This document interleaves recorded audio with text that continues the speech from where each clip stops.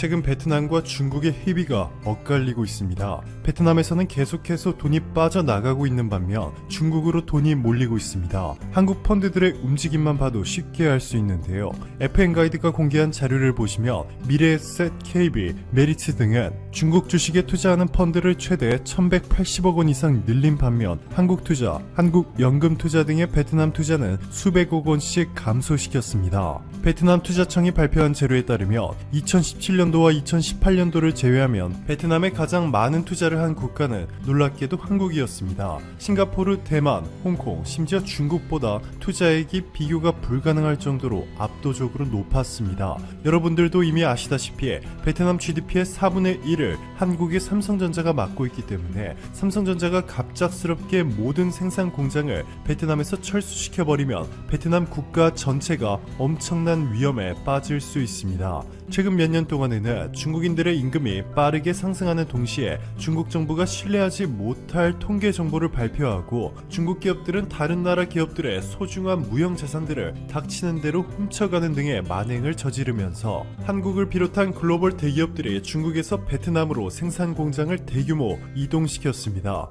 덕분에 베트남 경제는 지난해 코로나19에도 단 한 번도 마이너스를 기록하지 않았고 지난해 4분기에는 4.48%라는 믿기지 않는 GDP 성장률을 기록했습니다. 자, 그런데 현재 미국에서 대통령이 바뀐 후 미국과 중국의 관계가 급속도로 회복될 조짐을 보이자 베트남이 역사상 최대의 위기에 놓였습니다. 스마트폰, TV, 자동차뿐만 아니라 첨단 군사무기 등에 광범위하게 쓰이는 핵심 소재인 히토류 생산을 그동안 중국은 미국을 압박하는 전략 카드로 써왔습니다. 그런데 이번에 이 히토류 생산을 대폭 늘리겠다며 미국의 손을 내밀었습니다. 사우스차이나 모닝포스트는 중국 공업정보화부와 천연자원부는 올해 상반기 히토류 생산을 8만 4천 톤으로 늘리겠다고 밝혔다. 지난해 같은 시기 생산량의 6만 6천 톤보다 27%나 증가했다 전했습니다. 중국은 전 세계 히토류 생산의 60% 이상을 담당하고 있고 히토류 없이는 전자제품이나 첨단 무기를 생산할 수 없기 때문에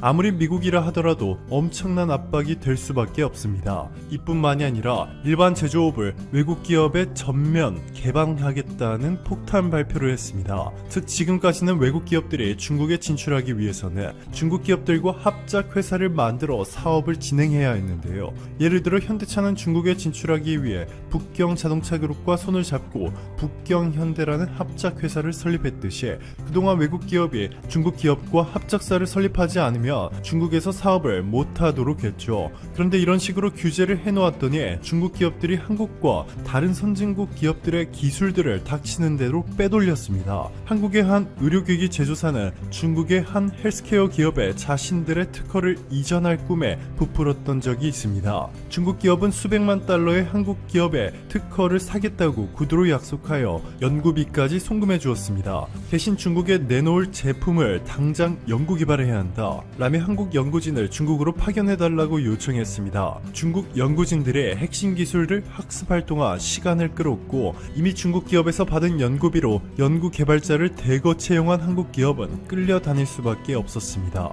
결국 1년이 지나 협상 맞바지에 다다르자 중국 기업은 못하겠다 라며 계약을 일방적으로 종료시켰습니다. 유 변리사는 안타깝게도 꼭 2-3년이 지나면 문제가 생깁니다. 협력 관계가 깨진다거나 기술을 빼앗긴다거나 한국 기업 의사에 반하는 결정을 합작 법인 주주총회에서 내린다거나 하는 방식으로요 라고 전했습니다. 하지만 최근 미국과 한국을 포함한 전 세계적 비난이 최고조에 다다르면서 중국은 향후 외국 기업이 중국 기업과 지분을 나눠 갖지 않아도 중국에서 사업을 홀로 할 수 있도록 하는 완전 개방을 약속했습니다. 또한 중국 공업신식부는 외국 기업들을 유치하기 위해 기업들의 세금을 낮추는가 하며 심지어 매우 예민한 사업인 통신 영역의 외국 기업 진입 제한도 개방해 나갈 것이라는 깜짝 발표를 했습니다. 이러한 중국의 깜짝 변신 때문에 베트남에 가장 많이 투자하고 있는 한국의 자본도 베트남에서 중국으로 대거 옮기려는 움직임이 감지되기 시작했습니다.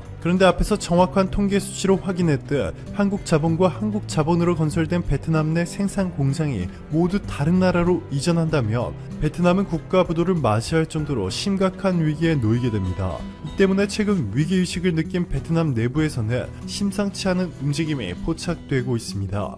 베트남은 최근 한국어를 제1외국어로 선정했습니다. 베트남에서 제2외국어는 중등학교부터 선택 과목으로 가르치지만 제1외국어는 초등학교 3학년 때부터 가르치고 있습니다. 오는 8월 새 학기부터 베트남 초등학교 3학년부터 한국어를 배우게 되는 것인데요. 주 베트남 한국 대사관 관계자는 베트남 정부가 학생들에게 한국어를 일찍부터 가르칠 필요가 있다고 인식했다 전했습니다. 통상적으로 베트남에서 제2외국어에서 제1외국어로 승격되는 데는 10년이라는 시간이 소요되는데 한국어는 놀랍게도 1년 만에 제1외국어로 올라섰습니다. 베트남에서 한국어 배우기 열기는 빠른 속도로 뜨거워지고 있습니다. 베트남 최고의 대학 중 하나인 하노이 국립외국어대학교는 이미 한국어 석사 과정까지 개설했고 호치민 국립외국어대와 국립인문사회대는 한국 석사 과정 개설을 준비 중에 있습니다. 여기에 세종 학당을 포함한 한국어 교육시설은 수천 개로 늘어났고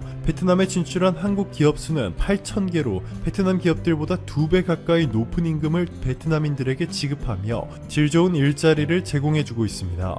여기서 끝나지 않습니다. 베트남 부동산 시장도 한국인이 싹쓸이하고 있습니다. 이미 수많은 베트남 아파트가 한국인 투자자 명의로 팔려나갔고 베트남 1위 기업인 빈그룹에 이어 두 번째로 영향력이 막강한 부동산 회사 노바랜드가 최근 4,000가구 프로젝트를 비롯해 천문학적인 부동산 프로젝트를 진행 중인데 자금난 때문에 회사가 파산할 위기에 놓여버렸습니다. 외국인 투자가 빠른 시일 내에 이뤄지지 않으면 회사뿐만 아니라 25만 명 베트남 주택 계약자들의 희망이 완전히 사라질 수도 있습니다. 그런데 베트남 부동산 2위 회사가 한국 자본에 넘어갈 수 있다는 분석이 나오고 있습니다. 인구수 1억 명에 달하는 베트남에서 베트남인들은 한국 기업에 취업하기 위해 초등학교 3학년 때부터 한국어를 제1외국어로 배우고 엄청난 경쟁률을 뚫고 한국 기업에 취업해 한국인들이 소유한 아파트에서 월세를 내고 살게 되는 날이 오게 된 것이죠. 뿐만 아니라 베트남 정부는 한국토지주택공사가 베트남 하노이 남동 측에 한국 베트남 경제협력 산업단지를 지을 수 있도록 허가했고